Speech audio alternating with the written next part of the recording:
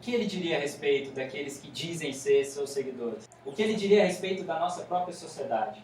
Jesus, aclamado por muitos como Senhor, odiado por outros, alguém que desperta curiosidades, suspeitas, emoções, altera os ânimos nas discussões. Para alguns, a figura mais importante da história da humanidade, para outros, talvez a maior farsa da história da humanidade.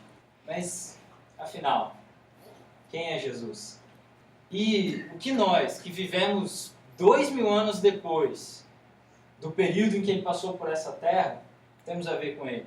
É sobre essas questões que a gente quer discutir e pensar ao longo dessa série.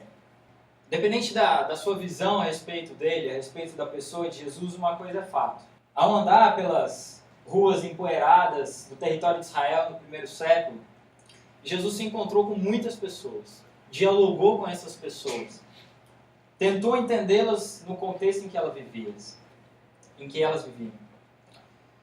E Jesus não apenas fez coisas extraordinárias pelas pessoas com as quais ele se encontrou, mas ele também dialogou. Ele ouviu questionamentos simples, outros mais profundos, e interagiu com essas questões propostas. É nesses diálogos que Jesus teve com as pessoas, no mundo em que ele viveu, que a gente quer focar.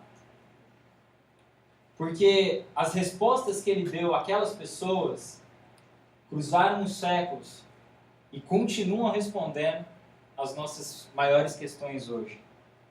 Essa noite, e poder partilhar esse tempo com cada um. Meu desejo com as palavras desse Jesus. Agora, apenas por uma questão de ordem, eu peço só que você guarde isso reservado para aqueles que quiserem tirar dúvidas, desabafarem, dizer, não gosto do que vocês estão dizendo. Se alguém reagir dessa forma ao que a gente vai conversar no final, eu reservei um tempo e um espaço para isso. Muito bem, então hoje a gente começa diversos textos nos quais Jesus dialoga com pessoas. E a gente vai focar nesses diálogos. Agora, antes da gente ler o texto, o diálogo dessa noite, eu quero a palavra de Deus e a gente crê que a gente precisa da ajuda dele para entendê-lo. Então, Deus, nós estamos diante do Senhor nesse momento. Nos ilumine a mente, nos dê entendimento para que incomode. Que essa mensagem gere em nós algum tipo de inquietação. E que a gente possa sair daqui mais amigo ou talvez mais incomodado, possa refletir a nossa vida à luz do que ele diz. No nome dele. Você pode abrir na sua Bíblia ou pode acompanhar na projeção. Eu vou começar depois do 11 até o final do capítulo 15. Então, Lucas 15, leitura comigo no telão. Todos os publicanos e pecadores estavam se reunindo. Este homem recebe pecadores e come com eles. Então Jesus lhes contou os filhos. O mais novo disse ao seu pai: Pai, quero a minha parte da herança. Muito tempo depois, o filho mais novo reuniu tudo o que tinha e foi para uma região distante. Depois de ter gasto tudo, houve uma grande fome em toda aquela região. E ele começou daquela região que o mandou para o seu campo a fim de cuidar de porcos. Ele desejava e comiam, mas ninguém lhe dava nada. Caindo em si, ele disse, morrendo de fome: Eu me porei a caminho e voltarei para o meu pai e lhe direi: Pai, pequei, filho, trata-me como um dos teus empregados. A seguir, levantou-se, cheio de compaixão, correu para o seu filho e o abraçou e beijou. O filho é teu filho. Mas o filho disse aos seus servos: Depressa! Mas o pai disse aos seus servos: Seu dedo e calçados em seus pés. Tragam um novilho gordo e matem-no. Vamos fazer uma vida. Estava perdido e foi achado. E começaram a festejar. A casa ouviu a música e a dança. Então chamou um dos servos e perguntou-lhe: Teu pai matou o novilho gordo, porque recebeu de volta, são e salvo. E insistiu com ele. Mas ele respondeu ao seu pai: Olha, todos esses... E nunca desobedeci às tuas ordens. Mas tu nunca me deste nem o seu filho, que esbanjou os teus bens com as prostitutas. Matas o novo, sempre está comigo. E tudo o que tenho é seu. mas nós tínhamos e voltou à vida. Estava perdido e foi achado. E hoje conhecem essa história, ou pelo menos parte dela. Essa história, os dois filhos perdidos, de modo geral a gente conhece essa história, mas é proposital o título, porque eu quero propor para você hoje uma leitura que foca não apenas no filho mais novo, naquele que deixou a casa, mas nos dois filhos. Ao final da nossa leitura, que o texto não apresenta apenas um filho perdido, mas dois. E como desdobramento que há duas formas de se estar perdido, e não apenas uma. Entretanto, sai em busca daquele que se perdeu. Antes da gente olhar para a parábola, o contexto e para quem Jesus contou essa parábola. Observe os dois primeiros versículos que Jesus se encontra ensinando e ao redor dele, ouvindo. Num círculo um pouco mais distante, você tem outro grupo de pessoas criticando por estar junto com aquelas pessoas as ensinando. Agora, que grupos, de uma forma bastante simples e direta, publicanos e pecadores, constituíam a escória do século I. Israel encontrava-se sob domínio do Império Romano. Era, por causa disso, um traidor nacional, porque ele cobrava impostos do seu próprio povo, oprimia o seu povo. Então, por mais honesto que fosse esse publicano, até onde a gente sabe o número de publicanos honestos não era tão grande assim. Logo, a gente sente que poucos queriam estar por perto, esse primeiro grupo, publicanos e pecadores. Para o segundo grupo, de fariseus e mestres da lei, ou nas igrejas da época. Assim, não é difícil a gente entender a reação daqueles. E quando a gente fala de fariseus e mestres da lei, a gente não está falando simplesmente de pessoas muito ricas daquele tempo. Pessoas cujo padrão muito, ou de todos os seus compatriotas. E de repente, esse Jesus ensinando pessoas impuras, traidores nacionais, pessoas. Assim, o diagnóstico sobre Jesus é muito rápido.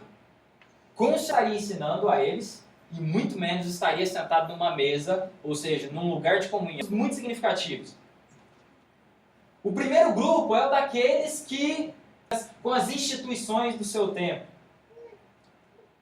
E do outro lado, o grupo que valorizam as instituições. Em outras palavras, a gente tem próprias regras. Enquanto do outro, a gente tem aquelas... E se a gente não der ouvidos ao que eles estavam dizendo, a gente vai quebrar a cara. Encontraram significado na sua vida na imoralidade. E do outro, na religião, do cumprir das regras. Agora, esses dois grupos, eles não estavam se expressando na nossa sociedade hoje. Na verdade, praticamente toda a sociedade canta e vive aquilo que os tribalistas cantam há muito tempo. Não tem juiz, não há regras, não há juiz. O que importa é ser feliz. Que não mentem, que seguem à risca a tradição da sua família, que não se envolvem com política partidária, que são puros. Julga o segundo como antiquado, retrógrado, opressor, destrutivo. Olha para eles e fala, se seguirem por esse caminho, vai dar cabo de guerra. De que lado Jesus está? E a gente vai analisar, até o final dessa série, é que Jesus não se encontra totalmente interessante sobre isso na trilogia Senhor dos Anéis. Isso aparece no filme e aparece também nos livros. Numa floresta, e eles entram num diálogo com uma das árvores. Então, a árvore, de que lado ele estava? E a resposta dele é fantástica. Ele está totalmente do meu lado. E há algumas coisas, é claro, de cujo lado, aspas. Essa é uma das questões que a gente vai ver sobre Jesus nessa série. Nenhum desses dois grupos descritos. Porque o seu caminho não é o da liberdade. Ele quer que o libertário imoral reconheça a sua perdição. Mas ele também quer. E para ambos, não há alternativa, a não ser... Dito isso, vamos olhar para a parábola com mais atenção. Um homem tinha 2 filhos. Já disse isso. Esse homem não tinha um filho. Se desenvolver a partir disso. E o que Jesus vai nos contar, perderam de maneiras distintas. A gente conhece bem a história do primeiro filho. A parte da sua herança ao pai, e com a sua parte da herança saiu de casa, gastou tudo irresponsável. O pai, cheio de amor e alegria, recebe ele, dá uma grande festa. Vamos olhar com um pouco mais de atenção para essa história. E a primeira coisa que eu queria que você percebesse. E se a narrativa não gerou em nós uma inquietação inicial, é porque a gente não vai pedindo, pai, eu quero a minha parte da herança. Não. Quando alguém recebe a sua parte, o que ele está fazendo, no fim das contas, é chegar para o pai e falar, pai, sim, herança. Agora, eu não quero, e note, é um mundo diferente do nosso. Não é um mundo da herança dele. Propriedades. Talvez rebanhos. Não é cuidar das suas propriedades e dos seus rebanhos, mas é sair. Então, o que ele está chegando, eu quero, em termos de receita, que eu possa sair de casa. Então, agora, mais escandaloso que o pai. O que se esperava de um pai dessa época, de uma sociedade onde não se esperar de um pai assim? Você está louco! Sai fora! Sai da minha presença! O texto diz que ele simplesmente repartiu sua propriedade e deu aos seus filhos. Impensado do filho. Que ele agisse como um reconciliador. Falar, não, vem cá. Caminho. Você está se equivocando. Olha o que o Senhor está falando para o nosso pai. E o mais velho nesse ponto. Tudo que a gente sabe é que ele recebeu em silêncio. Junta todos os seus recursos, junta toda a sua herança e parte para uma região distante. Muito dinheiro e das regalias que isso traz. Agora, muita liberdade e muito dinheiro. Com o término do dinheiro veio também fome na região. Provavelmente resultado de um período que depende excessivamente da terra, resultado, fome, crise. A economia atraente parece ter chegado num ponto meio crítico. E aí esse filho é de cuidador de porcos. Sem dúvida, um emprego nada desejável para um judeu.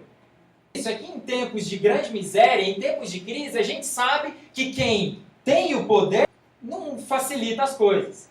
Então é óbvio que esse cara não contratou ele. O que o texto nos conta, o que a parábola nos conta, é que chega um determinado momento em que esse filho dá comida com os porcos, mas nem isso lhe era dado. Em curso e passando fome. E ao se ver nessa cena da sua casa, ele se lembra de que lá até os empregados do pai dele passavam. O plano dele é de retorno, é de volta à sua casa. Agora notem que o plano dele não é saudade do amor do pai. O plano dele é motivado pelo quê? Por fome e pedir para que o pai o receba, mas não receba ele na condição de filho, mas na condição de que o que ele fez destruiu a família dele. Ele dividiu as propriedades do pai, trouxe a condenação de toda a comunidade a ele. Então ele sabe, de toda a comunidade, algum tipo de retribuição por todo o prejuízo que ele causou. É lógico. Se o pai recebesse ele como empregado, o que ele ia ter? Que ele tomou do pai e gastou irresponsavelmente. E recuperando, também recuperaria parte da sua honra que havia sido perdida. E aí, há duas coisas que eu quero que você preste atenção aqui nesse plano dele. Quando ele se viu na pior, no fundo do poço, ele traçou um plano de volta. Muitas vezes, chegando ao fundo do poço, insistimos em não voltar. Uma situação desesperadora é não querer sair dela.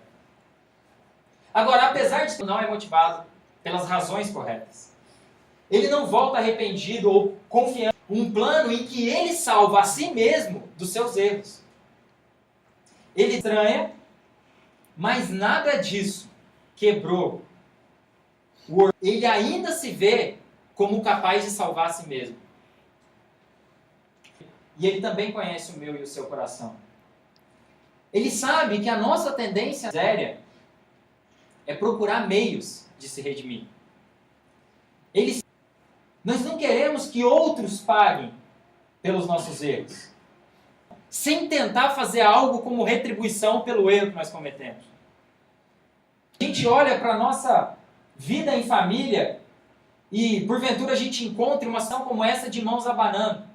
Sempre há um plano de retribuir, pelo menos em partes, São despedaçados por um único ato impensado de um dos... A coragem de se humilhar e pedir perdão por aquilo de errado. A gente insiste no erro.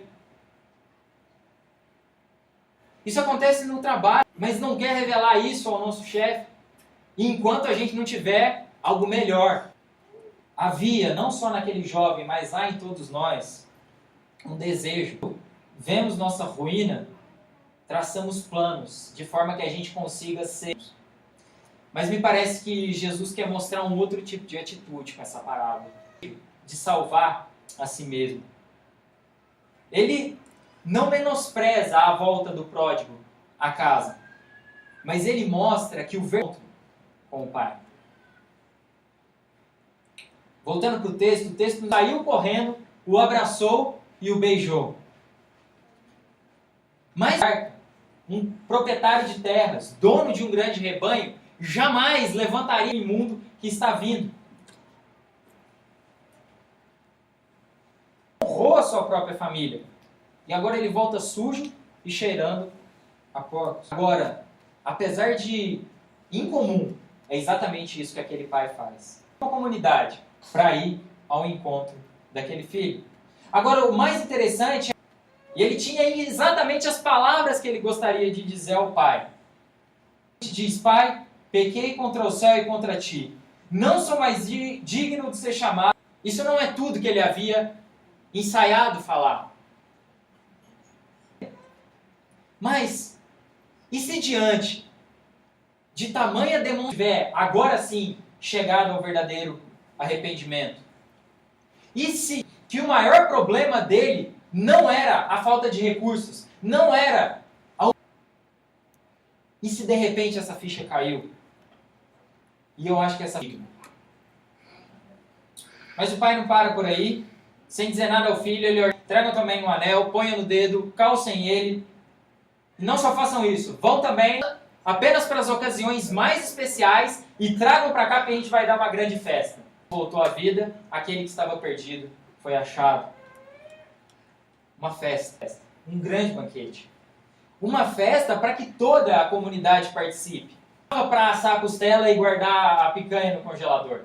Não dava para fazer só a fraldinha. Não é preciso ter muita experiência com churrasco para saber que precisa de muita boca para comer o novilho. O propósito dessa festa não é só comemorar.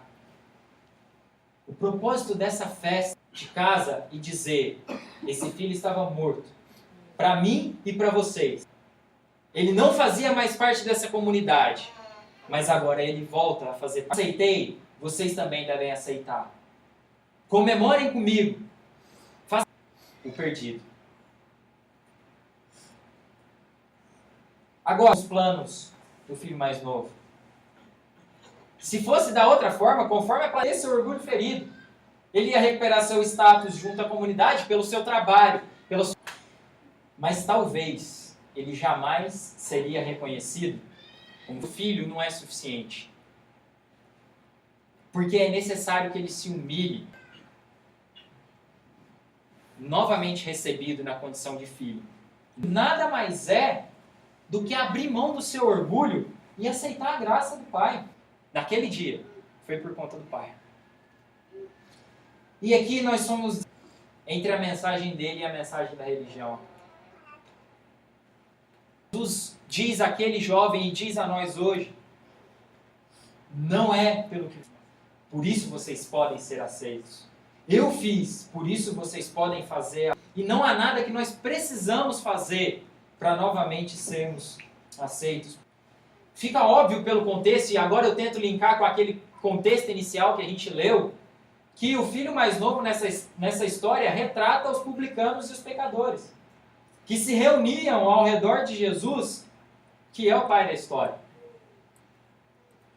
E o que Jesus... E eu estou aqui com vocês, dialogando com vocês, como demonstração. Eu vou fazer o que é necessário, e eu farei isso na cruz do Calvário.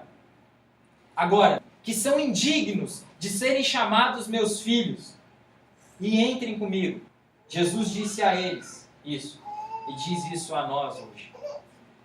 Mas para um grande banquete, para uma grande festa, que é ser reinserido. Precisa ver o fim da história. Porque como eu insisti no começo, essa história não é sobre um filho, mas sobre... Então ainda há um personagem que a gente precisa olhar. Um personagem que ficou em segundo plano. Então a gente vê a festa arrumada, a carne sendo assada, muita música, muita dança. E aí ao se aproximar de casa, ainda longe, o filho mais novo vê o que está acontecendo, essa é notória. Por que ele simplesmente não entra e vai ver o que está acontecendo? Não, ele para do lado de fora. O que está acontecendo lá? Considerando que a gente viu no início um problema no relacionamento desse filho com o pai e com o irmão. O seu irmão que havia voltado, o texto diz que ele encheu-se de ira e não de justiça. Não permitia a ele fazer parte daquela festa. Depois de toda a desonra ao meu pai, depois de toda a desonra à nossa família, depois de gastar irresponsavelmente, e é recebido com uma festa, isso não é justo. Parte do pai. Mais uma vez o pai se humilha e deixa a festa. Insistir para que esse mais velho também entre na festa. A reconciliação do mais novo. Interessa ao pai a reconciliação dos dois. Expõe tudo o que ele estava, tudo que ele tinha dentro do seu coração. E ele não passava de um empregado. Ele servia ao pai, palavras. Há tantos anos tenho servido ao Senhor como um escravo. Fechou sua casa, que faz tudo corretamente, que sai todas as volta para casa. O quê? Teu filho. Não é o irmão dele responsável. E apesar de tudo isso, o pai matou o novilho gordo. O que a gente espera do pai diante disso? Fúria. Dados do pai, exortando o pai. É injusto o que o senhor fez. O senhor jamais poderia... Mas mais uma vez, o pai nos surpreende e insiste. Isso é extremamente forte. Deixe o seu orgulho e entre na festa. Era necessária, porque um filho havia morrido para eles. Mas agora havia revivido. A entender é que o pai não queria um filho obediente. O pai não queria um mero escravo. Ele queria um filho que entendesse o seu coração. E aí, com os religiosos daquela época. Eram eles, os fariseus e mestres do mundo. Eram eles que nunca perdiam uma cerimônia religiosa, que cumpriam Jesus vir e oferecer a sua mensagem aos imorais. Como pode Jesus sair para a religião e para a moral? Os religiosos simplesmente não de Jesus. Eles não conseguem perceber que o Pai sai em busca de ambos os. No fundo, apesar de, na aparência, esses dois grupos serem completamente entre eles, enquanto o mais novo decreta a morte do seu pai, o mais velho se relaciona com seu pai não como o distanciamento e a rebeldia do filho mais novo, ela é aparente, porque ele sai de casa.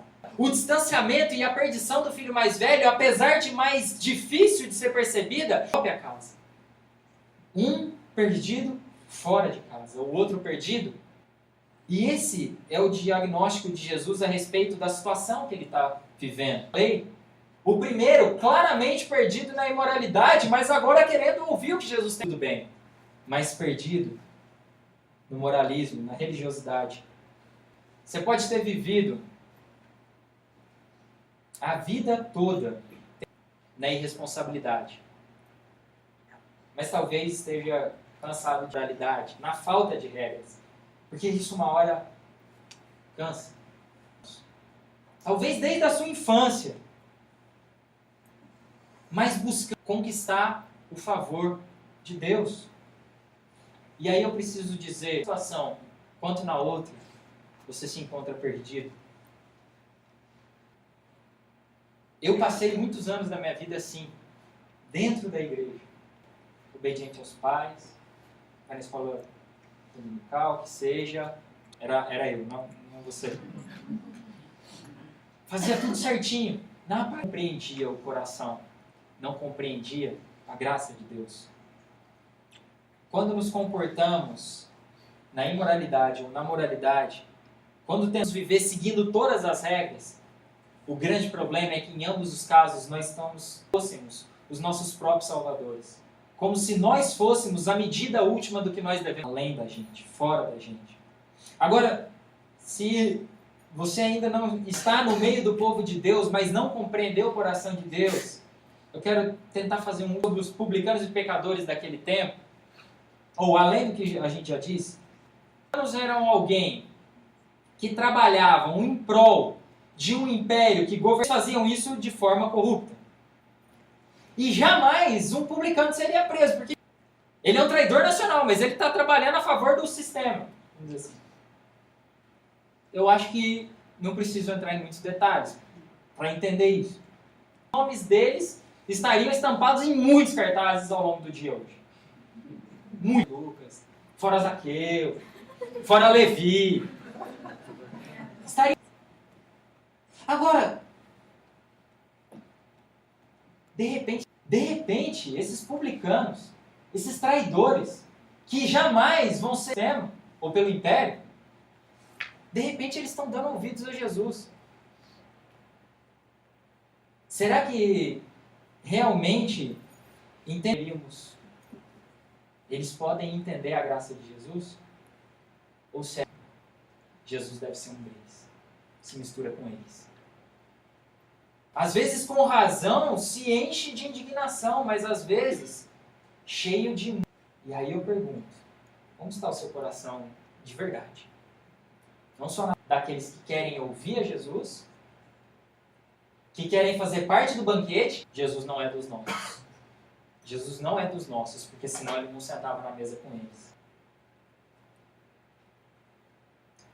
O pai que saiu ao... Vejam que perdão nesse texto, e não apenas sacrifício, envolve perda, envolve dor. Custou muito, saiu ao encontro deles. E Jesus sabe, porque Jesus não estava de nenhum dos lados. Jesus muito menos estava de se encontrar um equilíbrio. A gente cansa, com o tempo a gente cansa dos extremos.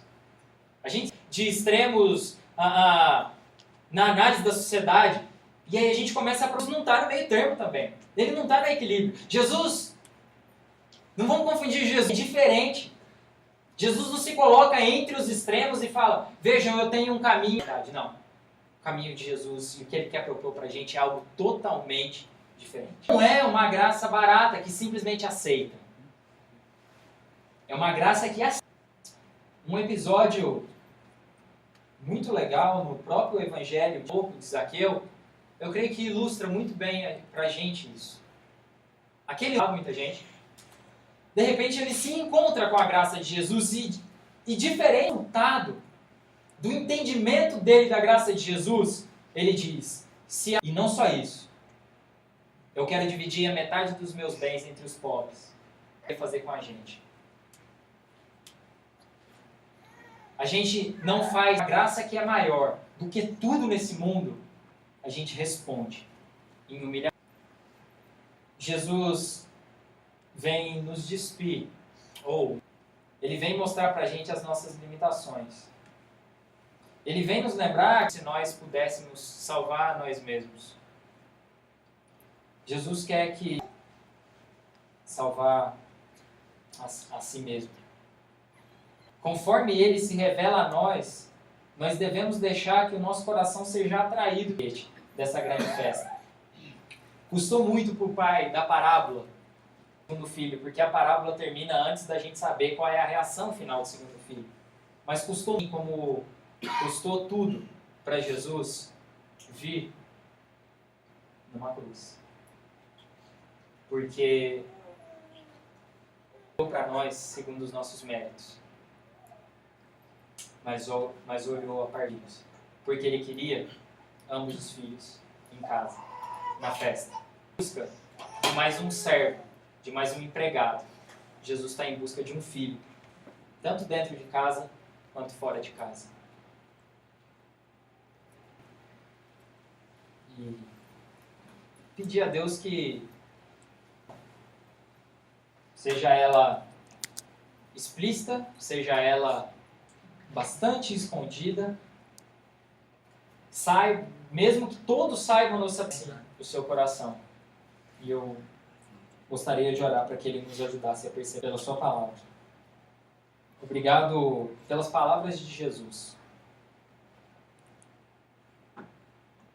Com certeza, e em ambos os casos seria difícil reconhecer a nossa perdição. Diante da demonstração da graça e do amor dele, nós queremos fazer parte dessa festa. Nós queremos conhecer o coração segundo o coração dele e não segundo o nosso próprio coração.